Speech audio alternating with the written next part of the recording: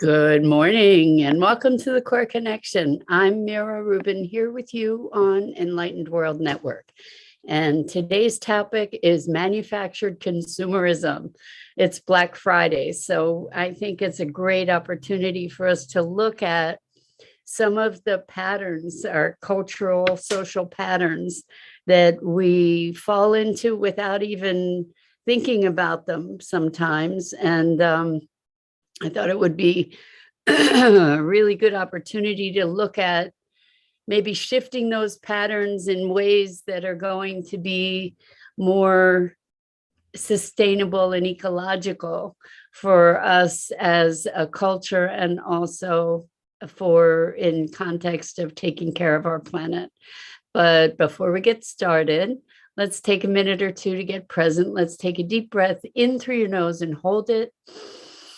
And imagine clean, crisp oxygen flooding your lungs, flowing into your bloodstream, nourishing all your cells, all your organs, bringing vital life energy to your body and being. And as you exhale, exhale any tension, stress, negativity, fatigue. And now let's take another deep breath in through your nose and hold it. And this time, imagine brilliant, bright light lighting you up from the inside out, illuminating, electrifying, energizing all of your molecules, your electrons, all your cells, and creating a brilliant beam of light from your heart out into the world. And as you exhale, exhale any remaining tension, stress, negativity, fatigue.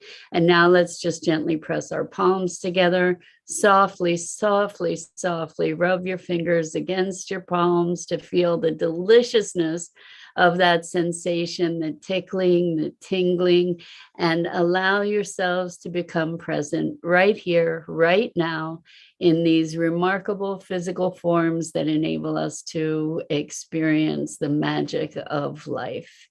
Good morning, good morning, good morning. Welcome, Rosalind. So good to have you with us this morning. And welcome everyone who's joining us. And it's Black Friday. So it's almost like Black Friday has become a holiday in and of itself in the US. And I think it's important for us to take a step back and look at what is this thing that we as a culture, everybody gets all excited about Black Friday to be able to get all kinds of deals for gift giving and Christmas, and it's become kind of a tradition. And I think it's really important for us to, good morning, Dido, welcome, welcome. We're talking about manufactured consumerism and Black Friday. And after celebrating our blessings on Thanksgiving, giving thanks for the bounty in our lives, now all of a sudden it's Black Friday, and it's all kinds of hype about really about consumerism. That's really what Black Friday is all about, and the underlying messaging is to buy, spend, and that's how we celebrate the holiday. And Christmas, Hanukkah, Kwanzaa, whatever the holiday is that we're celebrating it with things. And the more things, the better. And we want to fill up the stockings, and it becomes a kind of a frenzy that we engage in, and that the economy has come to rely on. This whole manufactured consumerism thing. And I think we get to step back and look at what the premises are.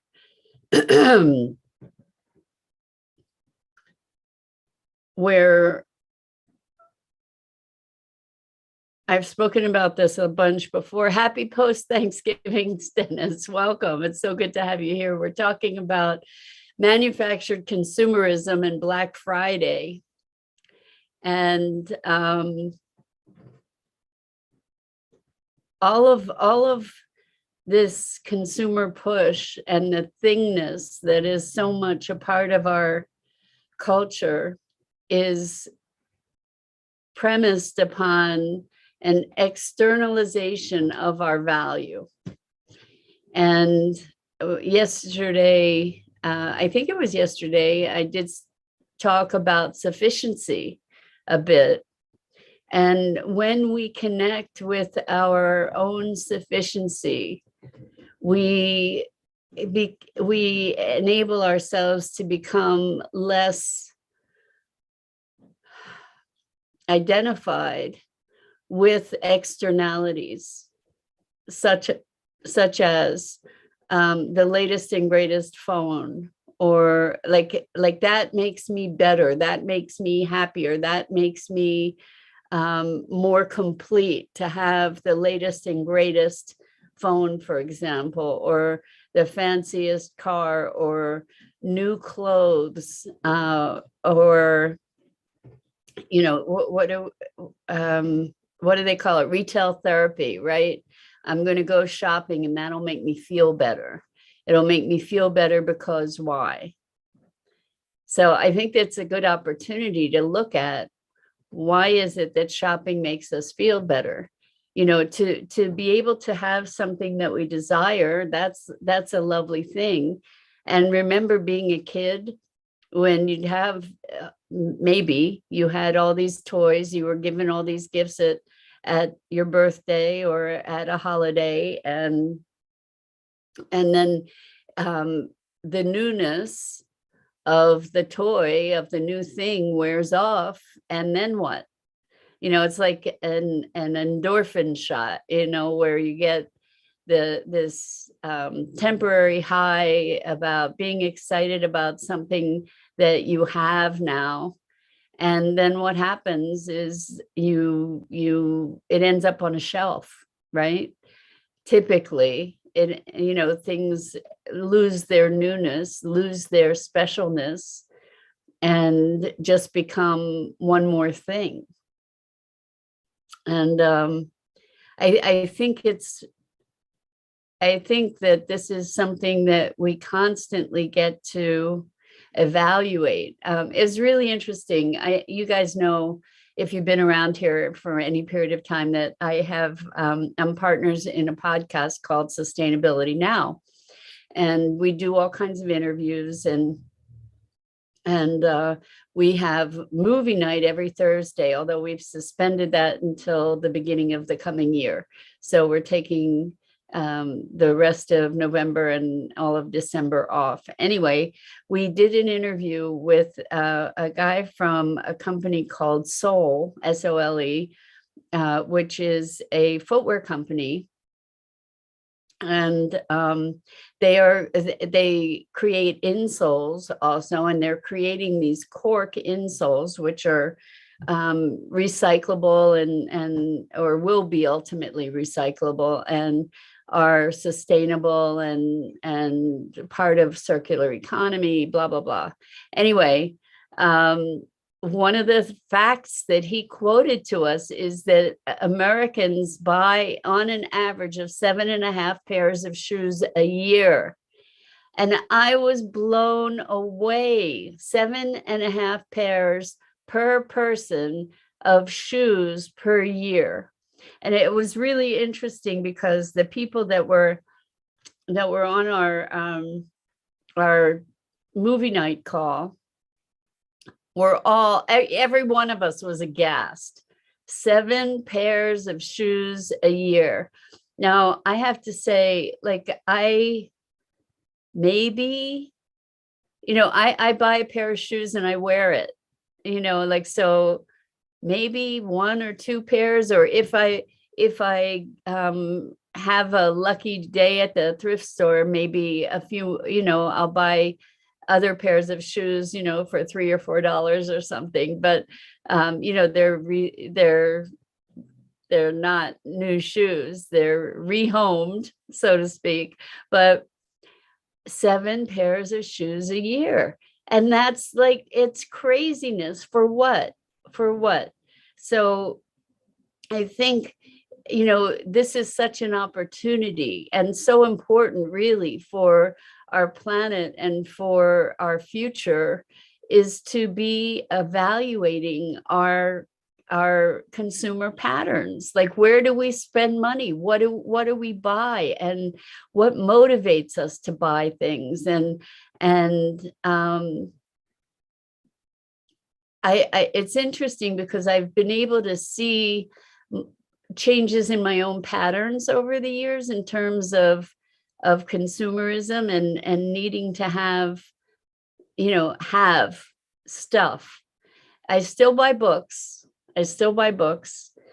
And you know, I occasionally buy clothes, and I do the thrift store sort of thing. And I just wonder, you know, we've been enculturated to this idea of more is better. And I think it's way past due that we start questioning that, you know, more is not better, more is more. And, you know, more plastic, more pollution, more chemicals, more, you know, like there's a lot of more that we really are recognizing is not better. And more stuff is just stuff. It's not better. Right. And I think, you know, what do we do when we have clothes that have holes in them? This is a dilemma, you know, like, do we mend them? Do we transform them into rags? Do we donate them to people that might take the time to repair them? What do we do? Where do we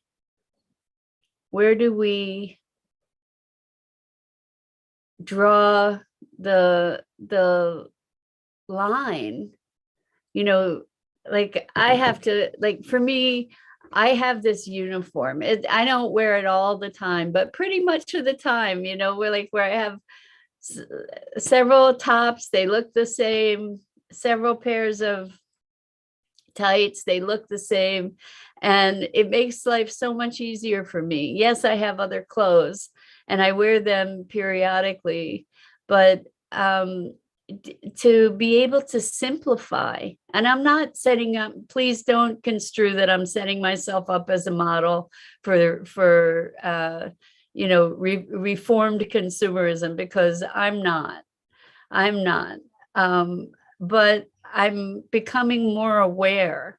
And that's why I'm sharing what I'm sharing, not to hold myself up as any kind of model, but to say, you know, this is an evolution that I have noticed in myself, and I encourage in others for us to be looking at, rather than getting stuff and throwing it out, rather than replacing things that don't need replacing, rather than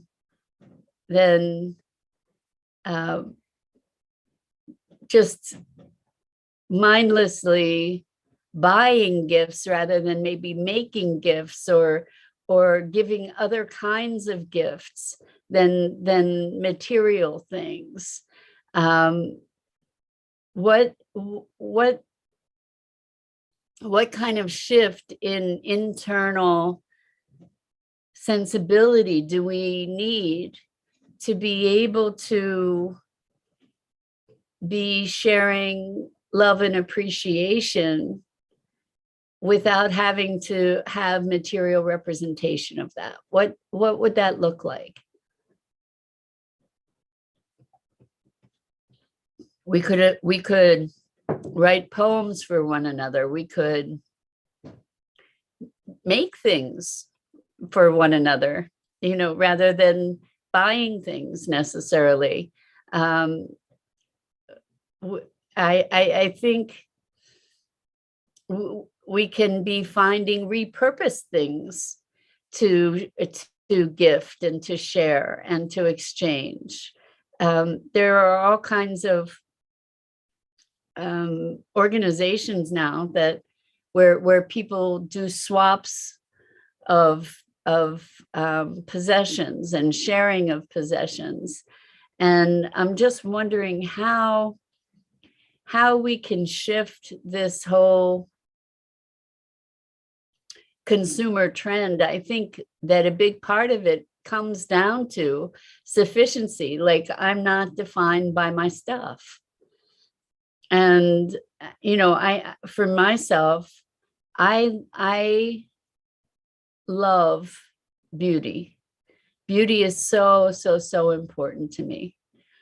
And I've said this before, it gives me a sense of life. It gives me a sense of connection and awe and wonder, and connects me to love and appreciation. And so what does that look like? Does it have to be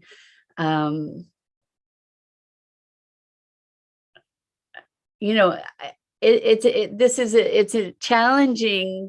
a challenging conversation, right? Because I have to tell you, I've surrounded myself by beautiful things, with beautiful things that I enjoy, that I love to look at.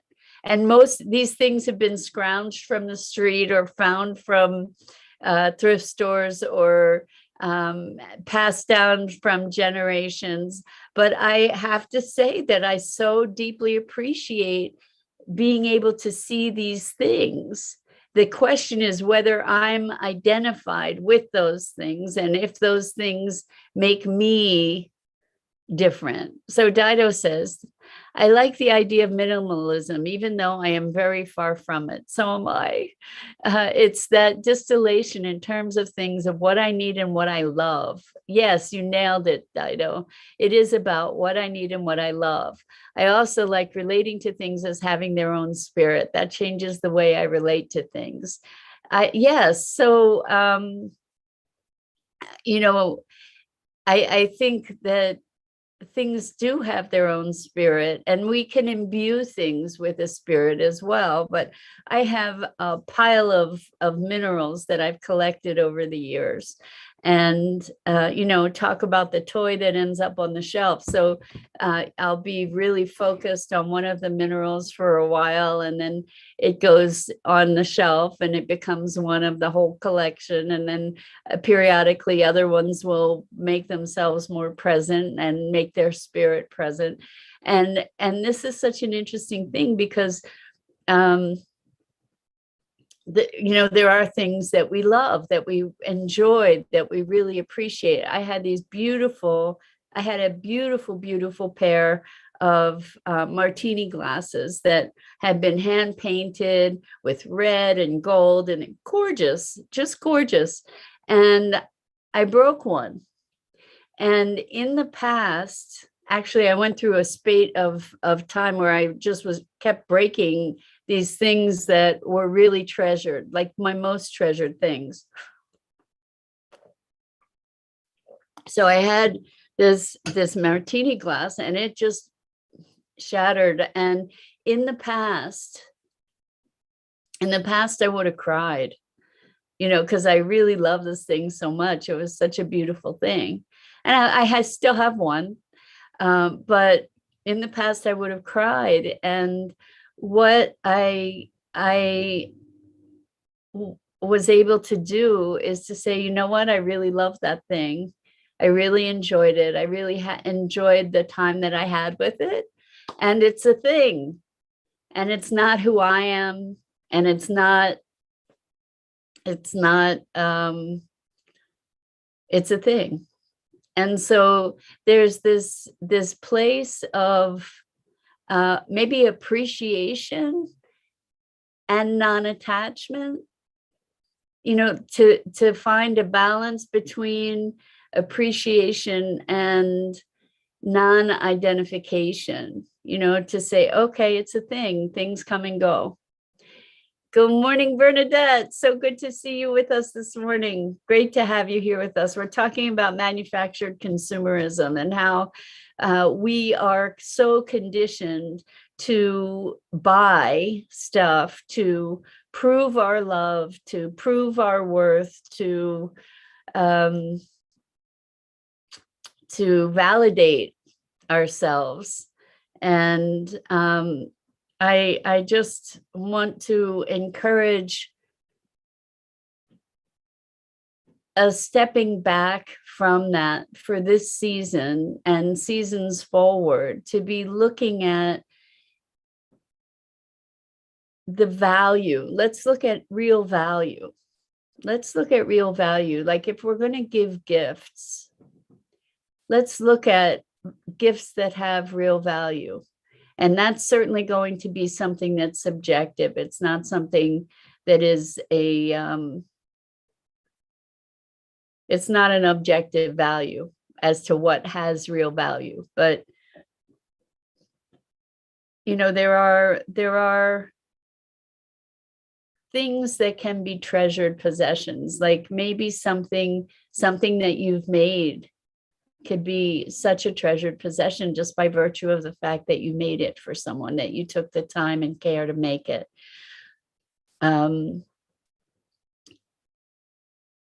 Maybe a family memento, maybe, I'm sure you guys have all kinds of ideas of what kinds of gifts could be treasured gifts. And sometimes maybe it's a gift of time, a gift of presence. Yes, Rosalind says gifts with values, something yummy and homemade. Yes, so food is always such a wonderful communicator, right? Food, gifts of food bring, you pour your love into creating that food, or finding something that is relevant for the person that you're giving it to. We tend to be conditioned toward quantity, right? More is better after all, right? But really, really, we know that more is more. Things that can be really useful, something that someone would be able to be using on a regular basis, that they appreciate the convenience of that thing, or somebody gave me this hat and it's really treasured for me because it keeps my head warm and I love the way it looks, so it's a really special gift. And it was not for any particular reason either. And so, that's pretty amazing. When we can find something that someone really enjoys and can be reminded of that connection every time they use or enjoy that thing. Bernadette says, when I was 50, I took a leap of faith to move out of Provence. I only took things that absolutely meant something to me. I only took what could fit into my Dodge Caliber.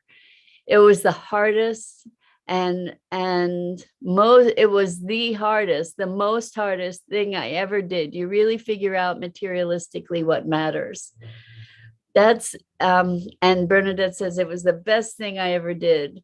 I think whittling down to the things that we treasure most, I think there's tremendous merit in that. It sounds like it was such a freeing thing you did, Bernadette. And I can imagine that. I have dreams of living in an RV and whittling down my possessions. And the truth is, as I've thought about whittling down my possessions, there are a lot of possessions that I definitely feel I can release. And there are a lot of other ones that I would just as soon put in storage until I find a place, like have the house that I intend to build, to hold those things too, because I love, as I said, I love beauty. So, it's interesting to be balancing the desire and appreciation for things with this consumer mentality that says, go buy, buy, buy. I have to buy a present for this person. I have to buy multiple presents for that person. And it doesn't necessarily matter what those things are. I just have to have things. Where do we find the balance? It's a delicate balance, I think. And I think it's a personal balance, where we get to find our own way. Good morning, Josie. So good to have you with us. We've been talking about manufactured consumerism and maybe being mindful. Maybe that's what it comes down to, is being mindful to question ourselves rather than being in the buying frenzy. What am I buying? Why am I buying it? What's the motivation? And maybe that's fine. If we go to that place and we're mindful about our purchases, and this isn't just for the holiday season, but all year round, if we're mindful of our purchases, why are we buying that thing? Dido says, with beautiful things like art, I think of myself as like an art gallery. Things don't have to stay with me forever. It's really interesting. When I've gone through periods of very limited finances, shall we say. I've gone through periods of time where I had very, very little money. And in those periods of time, to what you're speaking of, Dido, what I discovered is that the whole world is mine. So all the things, I can go and enjoy all the things. They're mine. I don't have to have them in my house. I don't have to have ownership of them. I can go and experience them anywhere in the world. And that is part of my world. Those things are being held by other people, but I can enjoy them as my own as well. So like the whole world, all the bounty everywhere is mine to enjoy. And that way I didn't have to possess these things. I didn't have to hoard them, hold them in my arms. I didn't have to have them in my house. But Bernadette says, I always have to ask myself one question: do I want it or do I need it? And you know what? I have to tell you that sometimes I want it gets to win too. It's something that I desire. And why? Why do I desire? Does it bring me incredible joy? If something brings you joy, that's important. That's important. And there's that razor's edge, between that thing bringing me joy, or identifying with that thing. So it's a tightrope. It's a tightrope. If it's joy, it's something you need. LOL, says Bernadette. I love it. Yes. So I agree. Like there are certain things that I have found that just light me up, and the beauty of them, the sensation of those things, and I can still continue to really enjoy and appreciate them. I think that that's different from the conditioned consumerism that we have.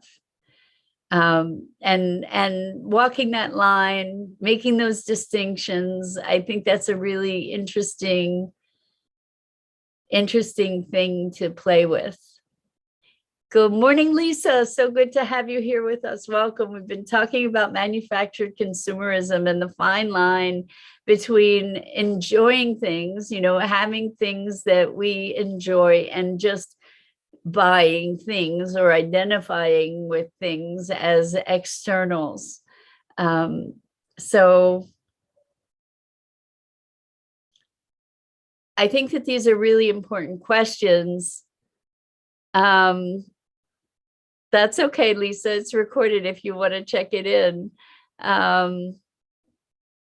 So I think that we get to be evaluating our motivations, and what stuff are we collecting, and what's the impact of our collecting that stuff?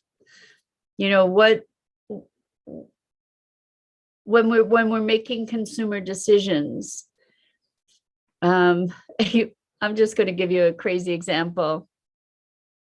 Lisa says, yes, I was previously a hoarder. I'm in the process of purging. That's amazing, Lisa. Congratulations. Yeah, it's a different mindset, right? It's like coming from a different place within ourselves. Yeah, I was going to tell you the story. So, being conscious and deliberate about our choices. So you're going to laugh at me, I know it, but I needed a new dustpan and broom, because the one I had, it was plastic, and it was just pretty much destroyed, broken, and I needed to replace it. So I went through this whole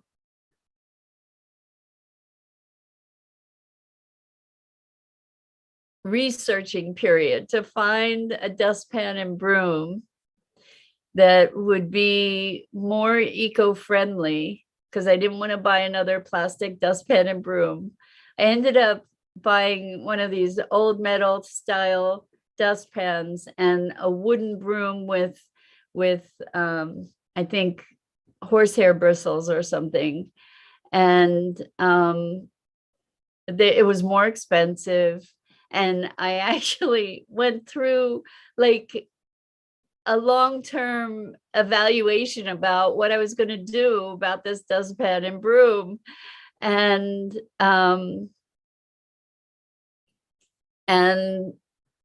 I think that it was an important exercise to be looking at, like, consciously saying, okay, what am I doing? I'm buying this thing. Is there any reason that I should ever have to replace it again? Is there any reason that I need to promote plastic? Is there any, to actually make really conscious decisions, even though it was just a dustpan and broom? And that made it more of a significant choice for me. Every time I use that dustpan and broom, I get present, because I made such a deliberate decision about it. And that might sound ridiculous, maybe it is, but I think that this is the process of waking ourselves up. Bernadette says, I think we all go through times when we need to reevaluate what we have, want, and desire. What I loved, say, last year, this year it was sold for my new. I'm not sure. This year it was sold for my new. So yeah, we release old things, and we can replace them with new things, or maybe we don't need to replace them. That's something that is arising too. Maybe we just release them. Lisa says it just doesn't matter anymore. There's so much more important things. I now get my fulfillment in memories, new experiences, and in the people I cherish. That's such a beautiful thing, to move from the identification with things, from like hoarding, collecting, and to be able to release that and to be able to appreciate beingness, being present with people, being engaged in life. That's a pretty amazing thing. So Bernadette says, I sold something that meant the world to me because it was something that I wanted more so.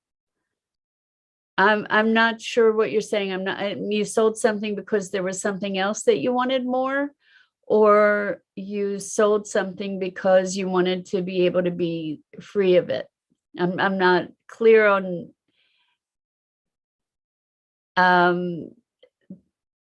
Bernadette says yes, but I'm not sure what you're saying yes to, Bernadette.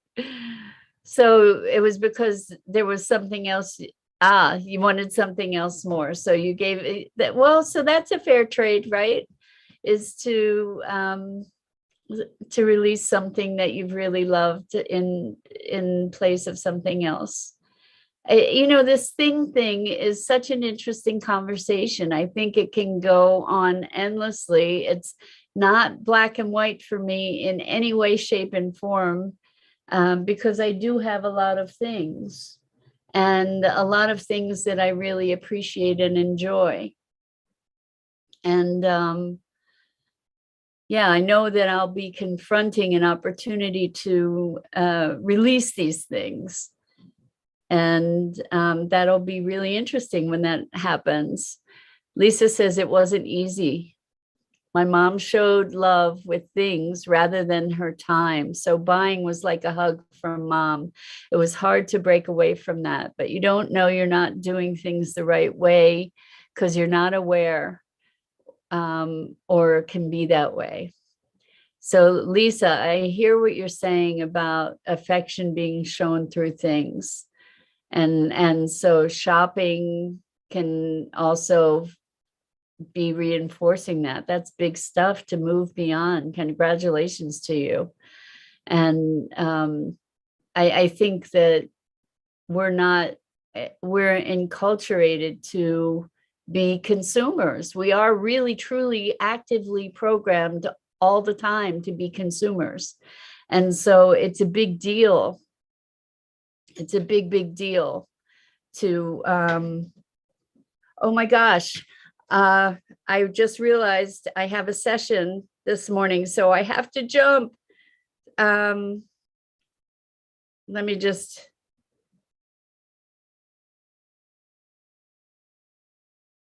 Let me say, I love you. Thank you so much. I'm Mira Rubin. This is the Core Connection, and I go live each weekday morning here on Enlightened World Network Facebook page at 9 a.m. Eastern. I can't wait to see you here again. Lots and lots of love to you. Have a phenomenal weekend.